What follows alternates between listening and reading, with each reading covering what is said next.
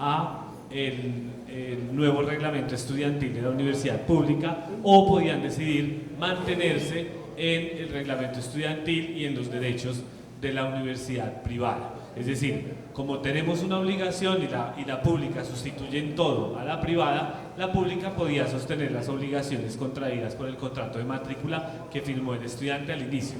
La mayoría de los estudiantes, por supuesto, hicieron un proceso de transacción porque el proceso de transacción les permitía pues reducir el valor de la matrícula a un valor mucho menor si el valor de la matrícula fuese el único criterio para la transacción de un estudiante. Por supuesto, ese no es el único criterio. Los estudiantes que estaban a punto de graduarse, por ejemplo, o que ya habían o que tenían alguna condición particular, preferían quedarse en el régimen privado hasta su graduación, y así en este momento Unitrópico todavía tiene estudiantes que se mantienen en el régimen privado porque fue su decisión en el momento de la transacción, para efectos, por ejemplo, de que las modalidades de grado de las universidades privadas son más flexibles que las modalidades de grado de las universidades públicas. Perder la calidad de estudiante es más fácil en una universidad pública que en una universidad privada porque depende del rendimiento académico, y de hecho eso generó bastante impacto, ¿no? Saber, a los estudiantes se les dijo en el momento de la transacción que ellos sabían que cuando tienes un cupo en una universidad pública estás sometido a un rendimiento académico para sostenerlo, de lo contrario te tienes que ir. Y también por las condiciones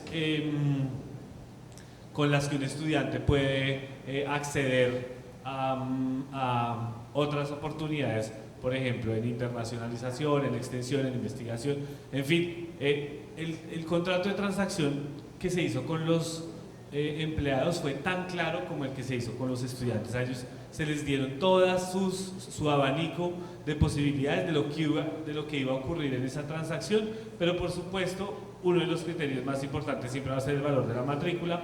Pasar de 6, 7, 8 millones a un salario mínimo o 1.5 salarios mínimos, que es el máximo valor posible de un programa académico en Unitrópico, y que luego se redujo a cero con el programa con matrícula cero y ya solo pagas 30.000, pues por supuesto ese criterio siempre va a ser uno de los más importantes, porque estás recibiendo el mismo servicio educativo sin asumir los mismos costos. Entonces, ese fue un proceso muy dispendioso, fue un proceso largo, pero fue muy exitoso. La verdad, tampoco tenemos situaciones con los estudiantes que nos hayan llevado, digamos, a problemas con grupos estudiantiles o algo así.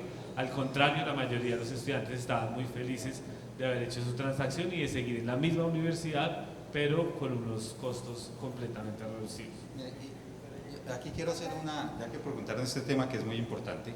En el reglamento estudiantil, el mismo Estatuto General decía que los estudiantes debían protegerse. Es más, la misma ley 1937, en su artículo 4 o 5, no recuerdo, dice que a los estudiantes debe respetárseles los derechos adquiridos.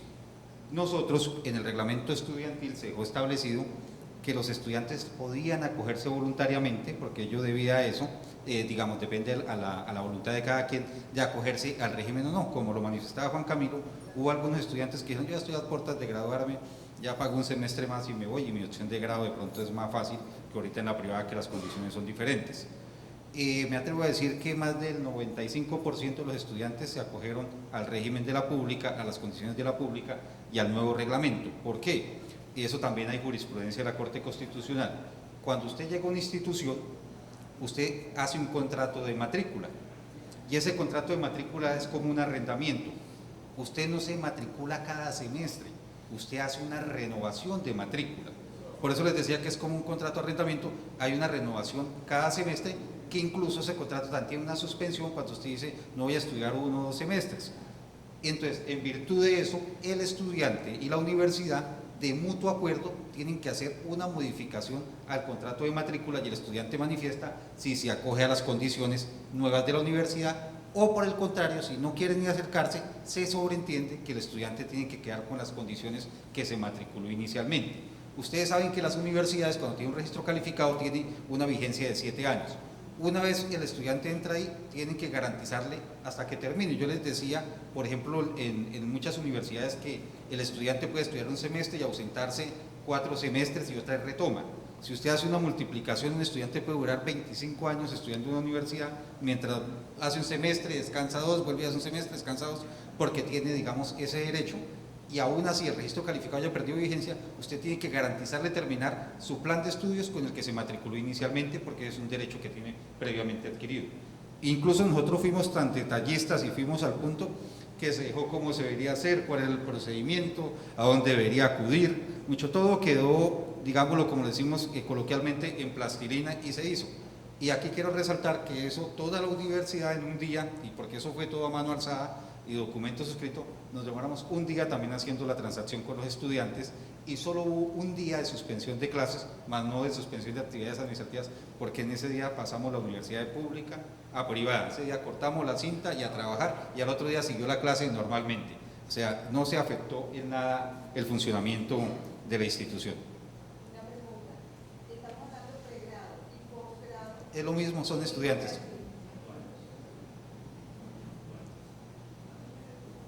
Lo que pasa es que en las universidades públicas los posgrados funcionan diferente porque deben sostenerse, autosostenerse, digamos, y entonces el valor de la matrícula en un posgrado en las universidades públicas se determina por salarios mínimos también, pero oscila entre los 4 y los 8 salarios mínimos según la institución y el programa. Otra cosa que quiero resaltar, nosotros, nuestro reglamento, y eso es una ventaja, que es que tenemos 33 espejos, ¿no? Esta mañana yo les comentaba que nuestra universidad no permite que un estudiante haga más de 16 periodos académicos, que eso es equivalente a 7 años que tiene un registro calificado y un año más. Es decir, el que llegó al periodo académico número 17, chao, ya perdió la calidad de estudiante, y lo que es peor, está vetado porque no puede presentarse para matricularse en ningún otro programa en la universidad. Es decir, ya perdió su oportunidad para ser estudiante. Nuestro reglamento lo hicimos con fundamento y prácticamente, digámoslo así, copiamos muchas cosas del estatuto, el reglamento estudiantil de la Universidad Militar Nueva Granada. Entonces es un estatuto un poco rígido, esa disciplina castrense no se pierde. Además de eso, también tenemos códigos comportamentales dentro de la universidad. ¿Qué implica ese código comportamental? Nosotros, un estudiante con capucha va para expulsión. Eso no se permite. ¿Por qué? Porque lo tenemos normado desde un principio y hay una sentencia de la Corte Constitucional, que es la C204, que establece que los espacios semiprivados, como lo son, digamos, las zonas comunes de una universidad, como lo son, digamos, los parqueaderos y demás, todo el espacio dentro de la universidad es un espacio semiprivado y son susceptibles de reglamentación. Entonces, ese tipo de reglamentación lo pueden hacer las universidades. Bueno. ¿Cuál es el promedio que debe tener un estudiante que ustedes reglamentaron? O sea, ¿cuándo pierde la calidad de estudiante de acuerdo al promedio permanente? Por bajo rendimiento académico, cuando el promedio ponderado esté por debajo, creo que 3. Y cuando un estudiante tercero de una materia, también, chao, te cuidas. Cuando el estudiante pierde una materia 3 veces, se le da una última oportunidad durante un semestre donde solo puede ver esa asignatura. Y si la pierde, bye.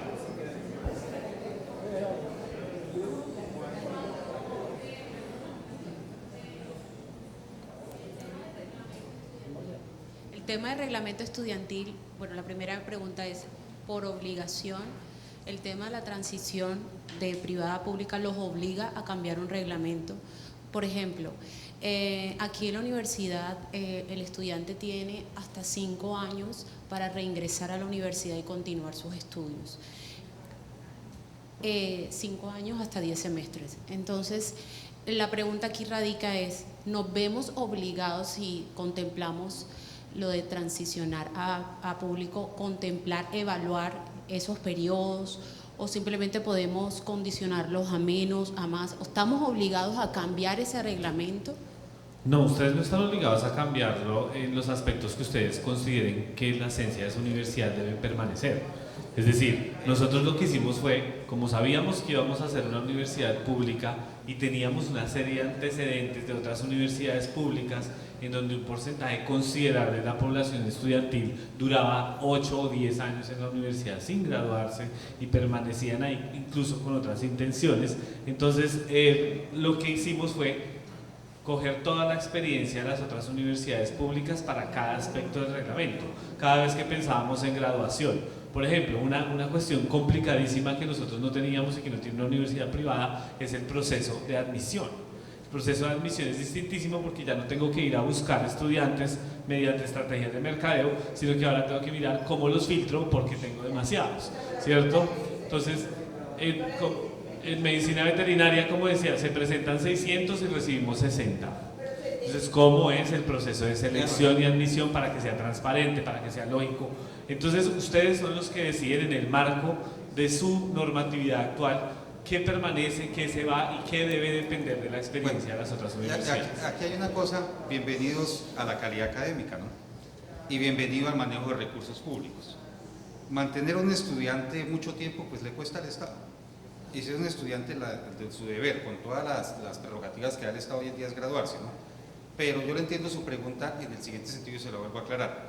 Si usted es estudiante en este momento de la Universidad Autónoma del Caribe con su reglamento que le permite esa prerrogativa tan amplia, y el otro reglamento es un poco más astringente, y que yo les digo un llamado debe serlo, porque bienvenidos a los recursos públicos y a la universidad pública, el estudiante tiene la opción si sigue con su reglamento de privada o si se acoge al reglamento de pública. Pero le digo, los únicos que tienen esa prerrogativa son los estudiantes que vendrían de la institución privada. Los nuevos que entran bajo el reglamento de la nueva. Pero les voy a decir algo que pasa, que eso nos pasa a todos. Uno empieza a calcular y ahí es donde entra papá y mamá, ¿no? Entonces usted empieza a calcular es el golpe en el bolsillo. Y yo se los digo, ya en la universidad nosotros tenemos estudiantes de todo estrato. Y de estrato les hablo de estudiantes que llegan de verdad y no es mentiras. En TXL a estudiar con escolta y demás. Y la mayoría todos se acogieron a la universidad pública. Incluso algunos acogieron a la universidad pública y le decían a los papás y le decían a los papás que le dieran la plata del semestre. Y fue un éxito la tienda del frente, pero son cosas que pasan, ¿no? Son cosas que pasan, pero hay la autonomía a quien recae en el estudiante. Y el estudiante verá cuál habrá un momento que la universidad va a tener 2 reglamentos estudiantiles. Es más, les muestro, nosotros aún lo tenemos, miren. Ustedes entran a nuestra página, miren. Y acá dice nuestra normatividad. Tenemos la normativa de la universidad y la normativa de la fundación. Entonces, dependiendo del caso del estudiante, pues nos toca ver qué normativa se le aplica. Gracias a Dios no tenemos tanto problema porque prácticamente todos se nos acogieron y es que yo los entiendo, pasar, no sé cuánto valdrá acá el semestre más caro, pasar de 6, 7 millones de pesos a unos, por ejemplo, los que siguieron pagando como privada a un salario y medio, esos firmaron de una vez, y los otros que se acogieron a matrícula de gratuidad solo pagan 30.000 pesos del seguro. Bienvenidos, esos son los únicos costos que tienen allá. Y siguen siendo estudiantes que llegan en TXL, y hay de todo. Entonces, el régimen de la universidad, y esta es la ventaja que tienen las universidades, como en nuestro caso, que podemos hacer mucha normativa sin que se generen las revueltas que tienen las otras universidades públicas. Y también es donde se hace el llamado, que es que los egresados y demás somos los que también le damos la pauta de qué universidad queremos y también tenemos esa voz para llamar al orden a la universidad.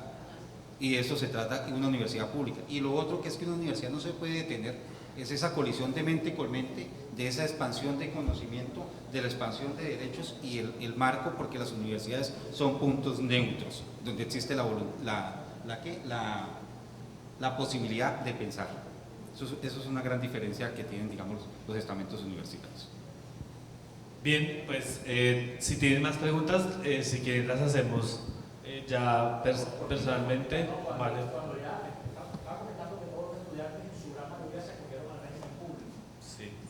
Ya se acogieron, la caja supone que está vacía. ¿Ya se vieron ustedes la transferencia del Estado para pagarlo?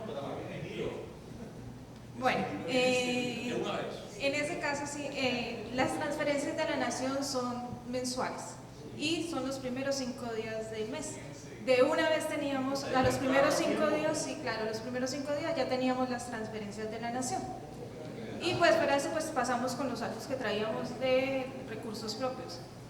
Entonces, y ahorita, por ejemplo, en el caso, sí, también la duda es, en el caso de política de gratuidad, ¿ahí qué pasa? Ahí se hace una sustitución de fuente. Ya no la paga el papá, sino no la paga el Estado.